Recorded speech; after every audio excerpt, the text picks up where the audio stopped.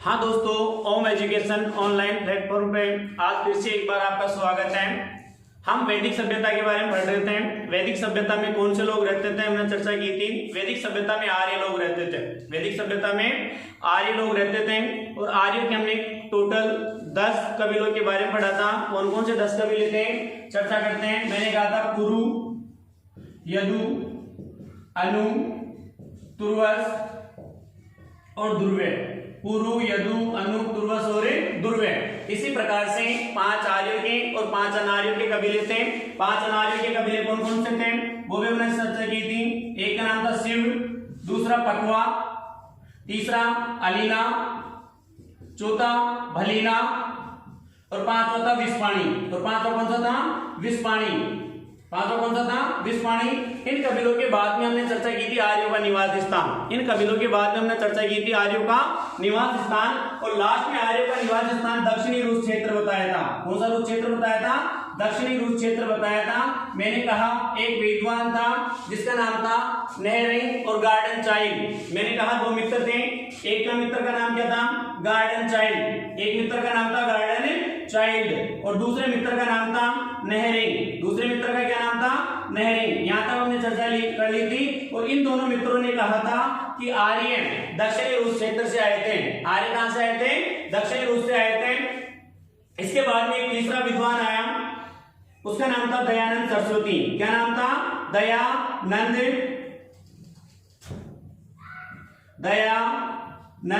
सरस्वती। हमने कहा एक विद्वान था जिसका नाम है गार्डन चाइल्ड और नेहरिंग। गार्डन चाइल्ड और नेहरिंग, इन दोनों मित्रों ने कहा कि आर्य कहां से आए थे? दक्षिणी रूस से आए थे। उसके बाद में अपने आए दयानंद सरस्वती जिन्होंने शुद्धि आंदोलन चलाया था। जिन्होंने कौन सा आंदोलन चलाया था? शुद्धि आंदोलन चलाया था। दयानंद सरस्वती आए और इन्होंने कहा कि आर्य दक्षिणी रूस से नहीं तिब्बत से आए थे। कहां से आए थे? तिब्बत से आए थे। मैंने कहा एक विद्वान है जिनका नाम है दयानंद सरस्वती। क्या नाम है? दयानंद सरस्वती। ये भी बात करते हैं इस विद्वान के द्वारा, दयानंद सरस्वती के द्वारा शुद्धि आंदोलन चलाया गया था। जिस समय आजादी की लहर चल रही थी उसी समय दयानंद सरस्वती के द्वारा शुद्धि आंदोलन चलाया गया था। और इन्हीं दयानंद सरस्वती ने कहा कि आर्य कहां से आए थे? तिब्बत से आए थे। आर्य कहां से आए थे? तिब्बत से आए थे। फिर एक दूसरा इतिहासकार या समाज सेवक आया जिसका नाम था बाल गंगाधर तिलक। जिसका क्या नाम था? बाल गंगाधर तिलक। फिर मैंने कहा एक विद्वान आया जिसका नाम था बाल गंगाधर तिलक और इन्होंने कहा आर्यों का निवास स्थान उत्तरी क्षेत्र था। ध्यान से सुनना मित्रों, ध्यान से सुनना। आर्यों का निवास स्थान कौन सा था? उत्तरी क्षेत्र था। एक विद्वान आया जिसका नाम था बाल गंगाधर तिलक। क्या नाम था? बाल गंगाधर तिलक। और इन्होंने कहा, बाल गंगाधर तिलक ने कहा आर्यों का निवास स्थान कौन सा था? उत्तरी क्षेत्र। कौन सा क्षेत्र था? उत्तरी क्षेत्र। मैं फिर से रिपीट कर रहा हूं, यहां से छोड़ा था पिछली वाली क्लास में। मैंने कहा था आर्यों का निवास स्थान था दक्षिणी रूस। आर्यों का निवास स्थान कौन सा था? दक्षिणी रूस था। ये बताने वाले जो 2 विद्वान थे, दोनों मित्र थे। एक का नाम है गार्डन चाइल्ड और दूसरे का नाम है नेहरिंग। इन दोनों ने कहा आर्यों का निवास स्थान कौन सा है? दक्षिणी रूस। उसके बाद में दयानंद सरस्वती जी आए और इन्होंने कहा कि दक्षिणी रूस नहीं है, आर्यों का निवास स्थान तो कौन सा है? तिब्बत। आर्यों का निवास स्थान कौन सा है? तिब्बत। ठीक है। फिर उसके बाद में एक विद्वान आए जो समाज सुधारक भी थे, क्रांतिकारी भी थे। इन्होंने कहा, जिनका नाम है बाल गंगाधर तिलक। जिनका नाम क्या है? बाल गंगाधर तिलक। इन्होंने कहा आर्य ना तो दक्षिणी रूस से आए थे ना ही तिब्बत से आए थे। आर्यों का निवास स्थान था कौन सा था? आर्यों का निवास स्थान उत्तरी क्षेत्र। कौन सा क्षेत्र था? उत्तरी क्षेत्र। किसने कहा? बाल गंगाधर तिलक ने। दोस्तों मित्रों, फिर आपसे मैं कहना चाहता हूं, फिर बार बार कह रहा हूं, हमें रेगुलर यहाँ पे ओम एजुकेशन क्लास पर रोजाना आपको राजस्थान पुलिस के बारे में बताया जा रहा है। हम आपके साथ हैं, लेकिन जैसे हम आपके साथ बने हुए हैं वैसे ही आप भी हमारा साथ देते रहिए। शेयर करो, ठीक है, लाइक करो और आगे जो भी बताया जा रहा है उसको ध्यान से सुनो। मैंने कहा एक विद्वान है जिनका नाम है बाल गंगाधर तिलक। एक विद्वान है जिनका नाम क्या है? बाल गंगाधर तिलक। इन बाल गंगाधर तिलक ने बताया कि आर्यों का निवास स्थान कौन सा था? उत्तरी क्षेत्र। मैं आपको ये भी यहाँ पे बता देता हूँ, स्वतंत्रता मेरा जन्मसिद्ध अधिकार है, मैं इसे लेकर रहूंगा। स्वतंत्रता मेरा जन्मसिद्ध अधिकार है, मैं इसे लेकर रहूंगा। ये कहने वाले विद्वान भी बाल गंगाधर तिलक थे। दोस्तों मैं फिर से रिपीट कर रहा हूं, स्वतंत्रता मेरा जन्मसिद्ध अधिकार है, मैं इसे लेकर रहूंगा। ये कहने वाले विद्वान कौन थे? बाल गंगाधर तिलक। और इन्होंने क्या कहा कि आर्य कहां से आए थे? उत्तरी क्षेत्र से। फिर से रिपीट कर रहा हूं, ध्यान से सुन लेना। स्वतंत्रता मेरा जन्मसिद्ध अधिकार है, मैं इसे लेकर रहूंगा। हमें कौन सा नारा देना है? अरे नौकरी हमारा जन्मसिद्ध अधिकार है, नौकरी हमारा क्या है? जन्मसिद्ध अधिकार है, हम इसे लेकर रहेंगे। कहां से प्राप्त होगी? होम एजुकेशन हब से। कहां से प्राप्त होगी? होम एजुकेशन हब से। मेरा वादा है आपसे दोस्तों, मित्रों, मेरा वादा है, यदि हम ऐसे ही रोजाना यहाँ पर क्लास लेंगे तो बाल गंगाधर तिलक ने कहा था स्वतंत्रता मेरा जन्मसिद्ध अधिकार है, हम इसे लेकर रहेंगे। वैसे हम आपसे सभी से वादा करते हैं, ठीक है, हमारा भी ये दावा है कि नौकरी हमारा जन्मसिद्ध अधिकार है और हम इसे लेकर रहेंगे। उसके बाद में बाल गंगाधर तिलक के बाद में एक विद्वान आया जिसका नाम था राजबली पांडे। जिसका नाम क्या था? राजबली पांडे। मैंने कहा बाल गंगाधर तिलक के बाद में फिर एक विद्वान आया जिसका नाम था राजबली पांडे। राजबली पांडे ने कहा कि आर्य ना ही तो दक्षिणी रूस से आए थे, ना ही तिब्बत से आए थे, ना ही उत्तरी क्षेत्र से आए थे, सब आर्य तो मध्य देश से आए थे। आर्य कहां से आए थे? मध्य देश से। मित्रों ध्यान से सुनो, मैंने कहा बाल गंगाधर तिलक के बाद में फिर एक विद्वान आया जिसका नाम था राजबली पांडे। क्या नाम था? राजबली पांडे। इन्होंने कहा आर्यों का निवास स्थान कौन सा था? मध्य देश। आर्यों का निवास स्थान कौन सा था? मध्य देश। इसी प्रकार से अलग अलग विद्वान आए और इन विद्वानों ने आर्यों का मूल निवास स्थान के बारे में अलग अलग बताया। मैंने आपसे ये भी कहा था कि यदि आपसे एग्जाम में पूछा जाता है कि आर्यों का मूल निवास स्थान जो महत्वपूर्ण स्थान माना गया है वो कौन सा है, तो वो है सप्त सिंधु प्रदेश। कौन सा है? सप्त सिंधु प्रदेश। एक बार फिर से आपसे आर्यों का मूल निवास स्थान अलग अलग विद्वानों ने अलग अलग बताया। एक बार फिर से मैं रिपीट कर देता हूं, वैसे लगभग सारे क्षेत्र हो गए लेकिन जो सर्वाधिक मत है सप्त सिंधु प्रदेश। कौन सा है? सप्त सिंधु प्रदेश। आर्यों का मूल निवास स्थान साथ ही साथ रिपीट करते जाना, लिखते जाना। यदि लिखना नहीं है तो स्क्रीनशॉट ले लो। आर्यों का जो मूल निवास स्थान सर्वाधिक जो बताया गया है, आर्यों का मूल निवास स्थान था सप्त सिंधु प्रदेश। कौन सा प्रदेश था? सप्त सिंधु प्रदेश। और ये क्षेत्र बताने वाले दो विद्वान हैं, एक का नाम है संपूर्णानंद, एक का क्या नाम है? संपूर्णानंद। साथ साथ लिखते जाओ, ये स्क्रीनशॉट ले लो। एक का नाम है संपूर्णानंद। क्या नाम है? संपूर्णानंद। और दूसरे का नाम है अविनाश चंद्र पांडे। दूसरे का क्या नाम है? अविनाश चंद्र पांडे। इन दोनों विद्वानों ने बताया कि आर्यों का जो मूल निवास स्थान था वो था सप्त सिंधु प्रदेश। कौन सा था? सप्त सिंधु प्रदेश। एक की ओर चर्चा कर लेते हैं, दोनों महत्वपूर्ण है। एक विद्वान था मैक्स मूलर। एक का क्या नाम था? Max Muller. मैक्स मूलर, ठीक है। और ये जो विद्वान थे ये जर्मनी के रहने वाले थे। कहां के रहने वाले थे? जर्मनी के रहने वाले थे। और इन्होंने कहा आर्यों का मूल निवास स्थान मध्य एशिया है। आर्यों का मूल निवास स्थान क्या है?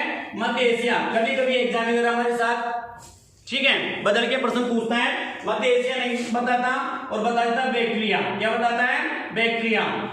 मित्रों ये दोनों जो मत है मध्य एशिया और बैक्ट्रिया दोनों ही मत देने वाले थे मैक्स मूलर। कौन से थे? Max Muller. और ये कहां के रहने वाले थे? जर्मनी के। सर्वमान्य मत है, कहां के रहने वाले थे? जर्मनी के रहने वाले थे। एक क्षेत्र होता है सप्त सिंधु प्रदेश। दो मित्र थे, एक का नाम है संपूर्णानंद और एक का नाम है अविनाश चंद्र पांडे। हमने यहाँ पर एक भी चर्चा की थी कि अविनाश चंद्र पांडे के द्वारा वैदिक कालीन अविनाश चंद्र के द्वारा वैदिक कालीन इंडिया ग्रंथ लिखा गया। कौन सा ग्रंथ लिखा गया? किताब का नाम है वैदिक कालीन इंडिया। इस ग्रंथ में बताया गया है कि आर्यों का जो मूल निवास स्थान था वो था सप्त सिंधु प्रदेश। कौन सा प्रदेश? सप्त सिंधु प्रदेश। ठीक है, स्क्रीनशॉट ले लो या उतार लो। इसके बाद में देखो मैंने कहा कि वैदिक सभ्यता में जो लोग रहते थे वो आर्य थे। वैदिक सभ्यता में जो लोग रहते थे वो आर्य थे। और आर्य की जानकारी हमें वेदों से प्राप्त होती है। आर्य की जानकारी कहां से प्राप्त होती है? वेदों से प्राप्त होती है। ठीक है, कि आर्य के टोटल 10 कबीले थे। कितने कबीले थे? 10। 5 तो थे आर्य, 5 तो कौन थे? आर्य, और 5 थे अनार्य। 5 कौन थे? अनार्य। अब इन आर्यों और अनार्यों में दोनों में युद्ध हो गया। दोनों में क्या हो गया? युद्ध हो गया।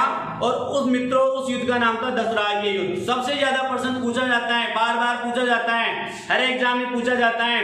और राजस्थान पुलिस में या रेलवे में एसएससी में भी प्रश्न बार बार पूछा जाता है कि जो दशराज्य युद्ध हुआ था वो कौन सी नदी के किनारे हुआ था? दशराज्य युद्ध हुआ था वो कौन सी नदी के किनारे हुआ था?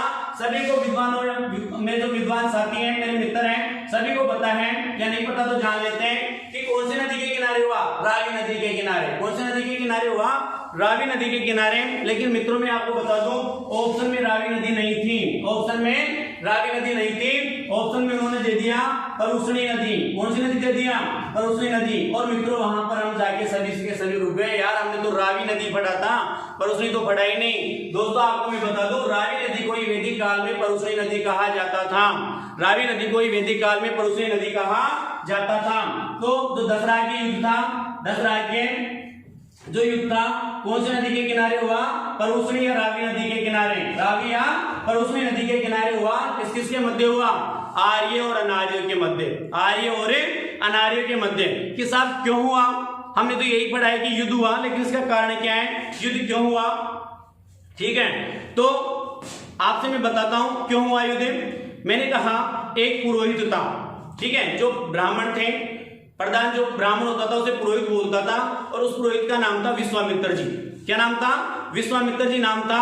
और इन विश्वामित्र जी ने, ध्यान से सुनना, इन विश्वामित्र जी ने गायत्री मंत्र की रचनाएं की हैं। इन विश्वामित्र जी ने किनकी रचनाएं की हैं, गायत्री मंत्र की रचनाएं की हैं, जिस गायत्री मंत्र का उल्लेख ऋग्वेद के तीसरे मंडल में किया गया है। जिस गायत्री मंत्र का उल्लेख ऋग्वेद के तीसरे मंडल में किया गया है। कि साहब युद्ध क्यों हुआ, मैंने कहा एक तो थे आर्य कबीले, एक तो कौन से थे, आर्य कबीले, और दूसरे कौन से थे, अनार्य कबीले। दूसरे कौन से कबीले थे, अनार्य कबीले। इन आर्य कबीलों में से एक जो कबीला था, ठीक है, उसका राजा था सुदास। उस समय राजा कौन था, सुदास। और बेटाओं और मित्रों दोस्तों, इस सुदास ने विश्वामित्र को क्या बना रखा था, पुरोहित। इस सुदास ने विश्वामित्र को क्या बना रखा था, पुरोहित। दोनों के मध्य कोई बात हो गई और सुदास ने विश्वामित्र को हटाकर गुरु वशिष्ठ को, किसको, गुरु वशिष्ठ को, किसको बना लिया, गुरु वशिष्ठ को पुरोहित बना लिया।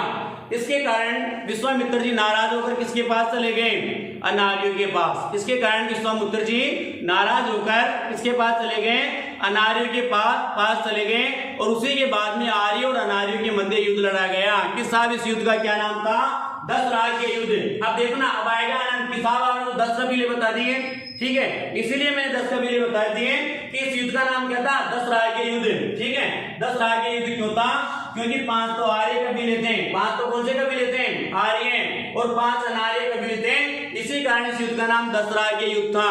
कि साहब कब लड़ा गया, ठीक है, मैं बताता हूं, दसराज के युद्ध। कौन सा युद्ध, दसराज के युद्ध। इस दसराज के युद्ध का उल्लेख ऋग्वेद के 7वें मंडल में किया गया है। इस दसराज के युद्ध का उल्लेख ऋग्वेद के 7वें मंडल में किया गया है। फिर से रिपीट कर रहा हूं, फिर से मित्रों सुन लो, दसराज के युद्ध का युद्ध क्यों हुआ था, क्योंकि जो आर्य कबीले का जो राजा था, क्या नाम था राजा का, साहब हम तो भूल गए, सुदास। राजा का क्या नाम था, सुदास। उन्होंने विश्वामित्र जी को, जिन्होंने ऋग्वेद की रचना की थी, ऋग्वेद का उल्लेख, जिन्होंने ऋग्वेद की नहीं गायत्री मंत्र की रचना की थी, गायत्री मंत्र का उल्लेख किसमें, ऋग्वेद के तीसरे मंडल में, ऋग्वेद के तीसरे मंडल में। इन्होंने, सुदास ने विश्वामित्र जी को वहां से हटा दिया और विश्वामित्र जी अनार्य के पास से चले गए। इसी कारण दसराज के युद्ध लड़ा गया। कि साहब दसराज के युद्ध का उल्लेख कौन से मंडल में, ऋग्वेद के 7वें मंडल में दसराज के युद्ध का उल्लेख किया गया है।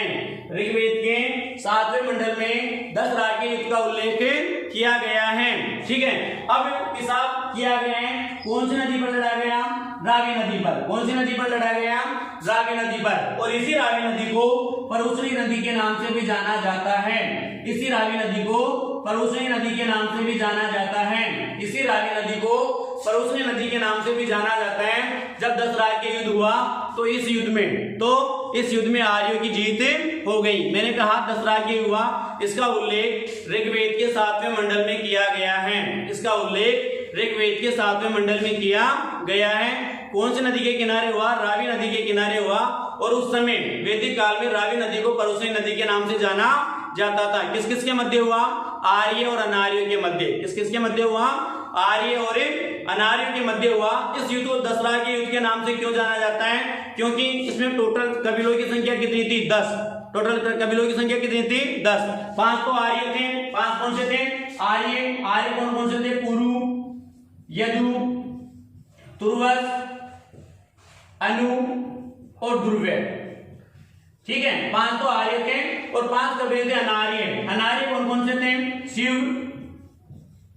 पकवा, जिसे पतवाई बताया था मैंने पहले, अलीना।